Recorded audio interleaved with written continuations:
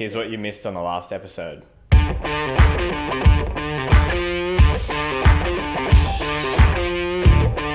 Fabrication work done for the Shannon's Dream bike build is an absolutely imperative piece of this project. Coming up next. The colour I ended up deciding to go with the pinstripe. Tom hasn't really seen it yet, so let's hope he likes it when he does.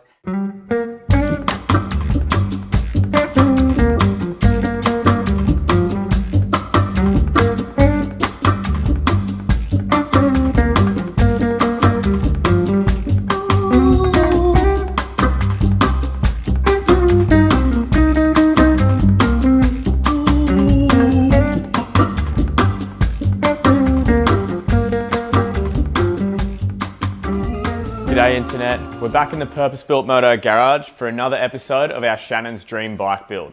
We've torn down the CB550 into a million pieces, and this episode we're going to run you through the paint.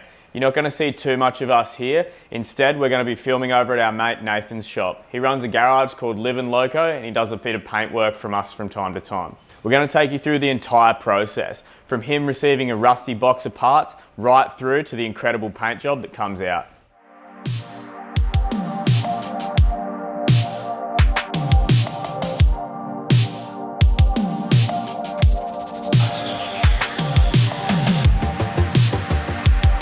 I'm Nathan from Livin' Loco Garage. So mainly we just focus on just custom paintwork sort of thing. Bicklers, you know, like the Mexican Cholo style sort of bikes. Airbrush work, pinstriping, a lot of gold leaf, metal flakes, that kind of stuff. We're just working on getting these little details right now, so the paint is going to be amazing.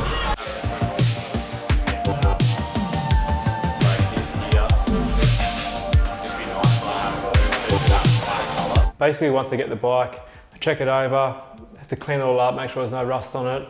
I'll put some etch primer over the whole bike, and then I'll go over it and start the detail work, smoothing out all the welds and making sure it's all perfect before primer. I'm just getting some photos so I can do some sketches on the paint design when I come back and see Nath when he's ready to colour it.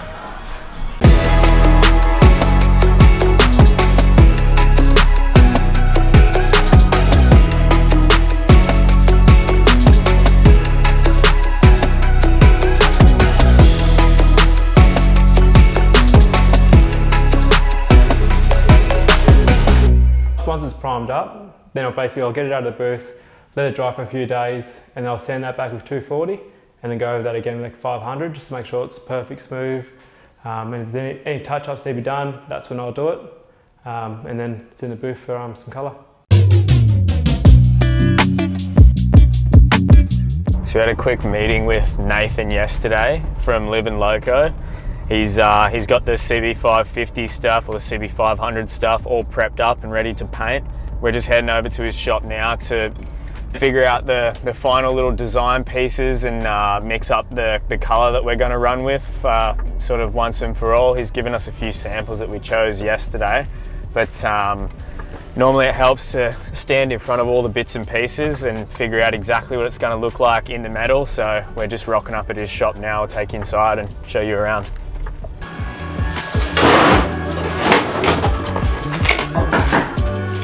Howdy mate. What's going on, man? How are you?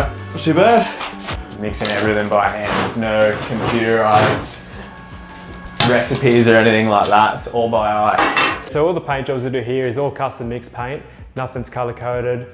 Makes it a bit harder for people to reproduce my work. Yeah, so the colour we use in yours, it has a lot of grey tone in it. That way it gives it that old sort of vintage sort of look. You know, it looks like there's 2 or 3 colours in there, there's probably 9. We end up doing it in the 2K solid on the frame, just so it gets that perfect wet plastic look, that sort of seamless look to everything. So while Nathan's mixing up some paint, I'll bring you through into here. So generally on a project, we don't normally 2K a frame. We'd blast it and either have it, in the past we've sort of done nickel plating or chrome or powder coat. This one though, because we've got so much polished accessories on the bike, we've got sort of polished rims, stainless spokes. We wanted to sort of create more of a contrast and really tie the whole colour through. So nearly everything that would have got powder coated on the bike is going to be 2K. So that'll allow us to sort of keep the colours the color contrasting to a minimum. So we'll have our gray color, we'll have our detail silver leaf, and then the offset of all the chrome and polished engine pieces. What the boys have done here, which is going to turn out super nice, is over our welds, we've sort of, instead of like going into these gnarly crevices and sort of spend a lot of time removing the metal away, we've just sort of wiped some body filler over some of the more visible seams. So when the bike comes to be reassembled, all of these joints here are just going to be super, super smooth and a sort of seamless joint. So there are strong welds underneath them, they've just been smoothed out so it looks $1 million when we're done.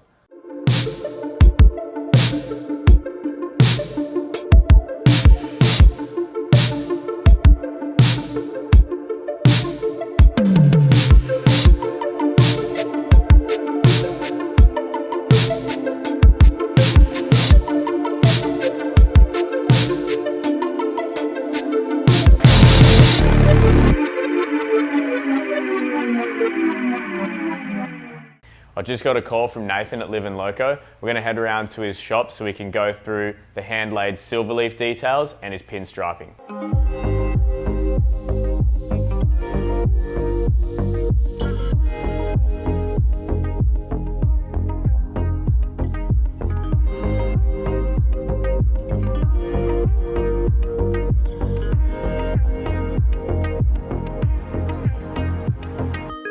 So normally I'd sort of get on the computer and do the design up on the computer first, and that way I can print it, flip it, both sides, and they're perfect. But with that bike there, because the back of it's so rounded and it's a bit hard to sort of print on the computer and put it on.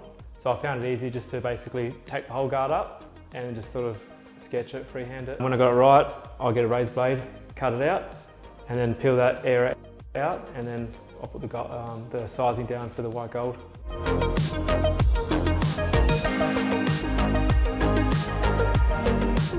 Once it's done, I'll sand the whole thing down to 500 and then give it a soft pat over, and then it's ready for the white gold.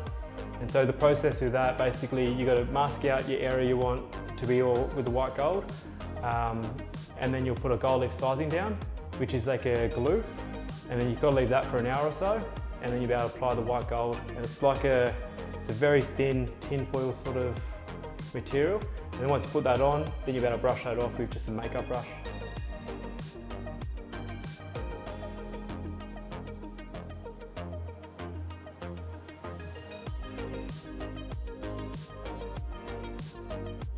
I'm done with Nath now. He's upstairs finishing the paint job off. I don't normally have this much input on a paint job, but it was sick to stay here and sort of watch his process of laying the silver leaf down, and then doing that hand pinstriping is insane. I'd never have steady enough hands to be doing that. So I'm gonna split, let the man get to work. You'll see that sort of progressing, and then we'll catch up with a bit more work on the build soon.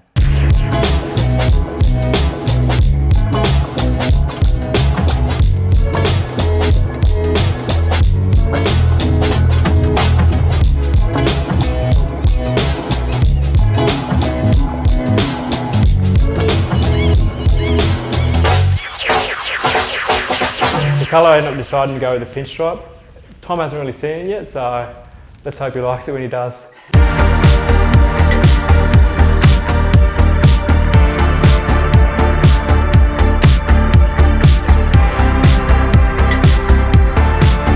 So once it's all pinstriped, I'll get it back in the booth and I'll put maybe 3 coats of clear on, then I'll leave that, I'll chop that back again, and I'll put another 2 or 3 coats of clear on top of that. And once that's done, then I'll sand that back and then start buffing it.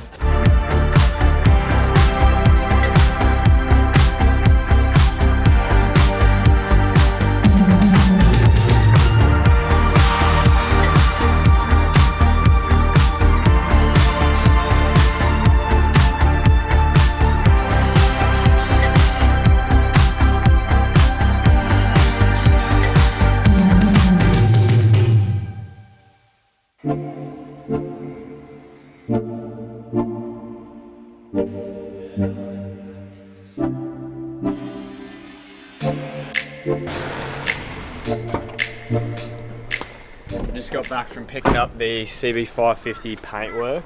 So About to bring it inside and show the boys. I haven't seen it yet. Even Nathan surprised me. He's done a few little bits of extra detail that have turned out super, super nice. Look at me having these boxes.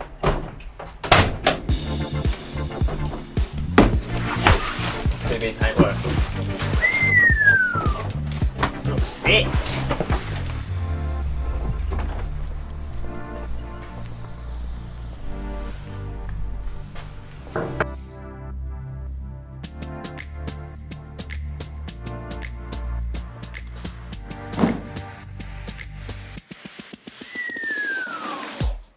Like the little airbrush lines.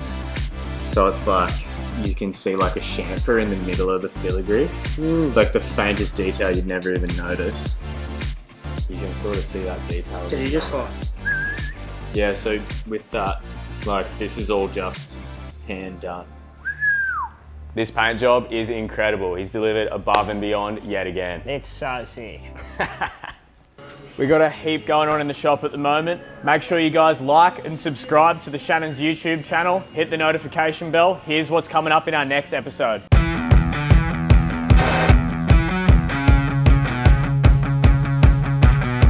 Mate, honestly, first thought I was nervous, and now, wow. Honestly, I was a bit nervous, but now. What, don't you trust me?